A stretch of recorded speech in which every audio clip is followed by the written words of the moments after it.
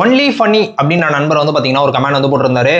Bro under 30Kல best phone சொல்லுங்க, camera and performance and long term usage all rounder mobile அப்படின்ற மாதிரி வந்து கேட்டிருக்காரு. இப்போ இந்த பட்ஜெட் செக்மெண்ட்டுக்குள்ள 30,000 ரூபா அப்படின்னு சொல்லி பார்க்கும்போது 2 பேர் இப்போ புதுசாக லான்ச் ஆனவங்களே வந்து இருக்காங்க. ஐகோடைய நியோ 10, இன்னொன்று வந்து பார்த்தீங்கன்னா ஒன் பிளஸ் உடைய நாட் 5. இது ரெண்டுமே வந்து பார்த்தீங்கன்னா உங்களுக்கு செம்மையான ஃபோனாக வந்து இருக்கும். உங்களுக்கு வந்து பார்த்தீங்கன்னா கேமராவும் நல்லா இருக்கும். அதுவும் பர்டிகுலராக நாட் 5ல வந்து பார்த்தீங்கன்னா இன்னும் கேமராக்கு எட்ஜ் வந்து இருக்குன்னே வந்து சொல்லுவேன். என்னதான் வந்து பார்த்தீங்கன்னா பர்ஃபார்மன்ஸ்ல இதுல 8s Gen 4 இதுல 8s Gen 3 அப்படின்னு சொல்லிட்டு டிஃபரன்ஸ் இருந்தாலும் பர்ஃபார்மன்ஸ்ல உங்களுக்கு மேஜரான டிஃபரன்ஸ் வந்து நீங்க வந்து பார்க்க மாட்டீங்க ஐக்குக்கும் நாட் 5க்கும். அந்த இதே கேமரா அப்படின்னு சொல்லி போகும்போது வந்து பாத்தீங்கன்னா நாட் 5க்கு வந்து எட்ஜ் இருக்கும். அது மட்டும் இல்லாம ஃபன் டச் OS விட வந்து பாத்தீங்கன்னா ஆக்சிஜன் OS வந்து பாத்தீங்கன்னா இன்னும் கொஞ்சம் பெட்டராகவும் இருக்கும். அது மட்டும் இல்லாம இன்னும் கொஞ்சம் ஸ்மூத்தராகவும் இருக்கும். அது மட்டும் இல்லாம வந்து பாத்தீங்கன்னா உங்களுக்கு அந்த பிளஸ் கீ அப்படின்னு சொல்லிட்டு ஒரு கீ வந்து அடிஷனலா இருக்கும். அதை கஸ்டமைஸ் பண்ற மாதிரி அது அலர்ட் ஸ்டேட்டே நல்லா தான் இருந்துச்சு. இப்போ அந்த பிளஸ் கீ அப்படின்றத வந்து கொடுத்துருந்தாங்க.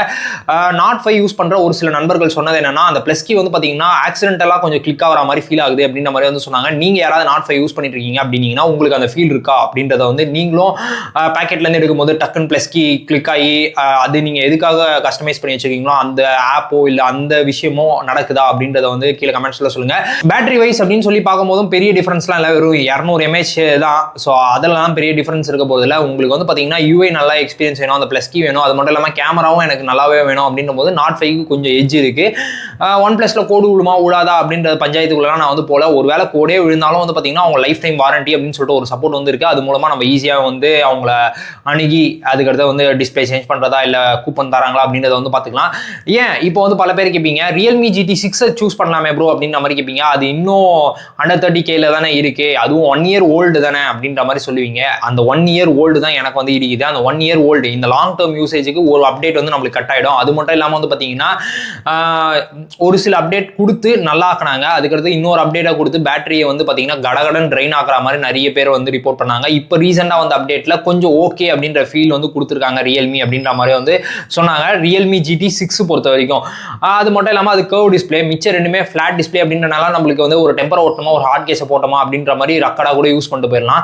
இது கர்வ் டிஸ்பிளே அப்படின்றனால வந்து பாத்தீங்கன்னா நம்மளுக்கு டெம்பரும் கிடைக்காது. அப்படியே டெம்பர் கிடைச்சி அதை ஒட்டினாலும் அது சீமா வந்து பிச்சுக்கிட்டு வந்துடும். ஒரு ஹார்ட் கேஸை போட்டு ஒரு ஸ்கிராச் கார்டை போட்டு நம்ம கொஞ்சம் புத்தி வளர்க்குற மாதிரி இருக்கும். உங்களுக்கு அந்த கர்வ் டிஸ்பிளே, LTPO பேனல் இதெல்லாமே வேணும், எனக்கு ரியல்மி யூஐயே ஓகே அப்படின்னு நினைச்சீங்கன்னா நீங்க வந்து ரியல்மி GT6 வந்து சூஸ் வந்து பண்ணலாம். ரியல்மி GT6 சூஸ் பண்ணும்போது உங்களால 12256 அண்டர் 30Kல வந்து எடுக்க முடியும்.